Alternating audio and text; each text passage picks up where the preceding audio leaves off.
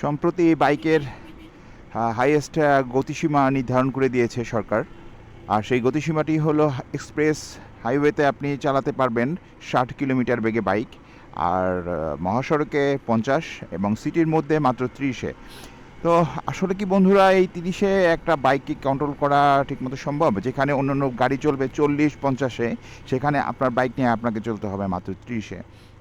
এটা কতটুকু যুক্তিসঙ্গত আমি ঠিক জানি না। এটা যারা নীতি নির্ধারক তারাই ভালো বলতে পারবেন কোন যুক্তিতে এই সিদ্ধান্ত তারা নিয়েছেন। আশা করি তাদের বোধোদয় হবে, এবং আমার মনে হয় এটার ট্রায়াল বেসে যারা এই সিদ্ধান্তটা নিয়েছে তারা একটু এটা নিয়ে স্টাডি করলে তারাই ভালো বলতে পারতো যে এই জিনিসটা আসলে কি তারা সঠিক সিদ্ধান্ত নিয়েছে কি না।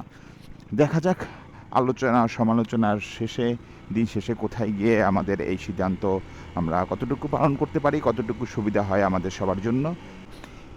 একাকী ঘুরতে আমার বেশ ভালোই লাগে, কারণ নিজের সিদ্ধান্ত নিজের খুব সহজেই নিতে পারি। আর এক এক ড্রোন আসলে এক এক রকমের। আমি একা ঘুরতেই সবসময় পছন্দ করি। আজকে এসেছি আমার বাসা থেকে খুব কাছাকাছি একটা জায়গায়, বিকালবেলা কোনো কাজ নাই, জাস্ট একটু ঘোরার জন্য। একটু ফাঁকা জায়গা, সবসময় তো গ্যাঞ্জামের মধ্যে থাকা লাগে, সবসময়ের জন্য ব্যস্ত রোডেই বাইক চালাই। আজকে আমরা ব্যস্ত রোড ছেড়ে আমরা একটু কোলাহল ফ্রি একটা জায়গায় যাওয়ার চেষ্টা করেছি। জায়গাটা অনেক নিরিবিলি, এখানে অনেকে একটু সময় কাটানোর জন্য আসেন। তো আমিও এর আগে এসেছি বহুবার। গরমটা আজকে কিছুটা আগের চেয়ে কম, তো চিন্তা করলাম যে আজকে একটু ঘুরে আসি, দেখি সময়টা ভালো কাটবে। আর একা একা ঘুরতে আমার বেশ ভালোই লাগে।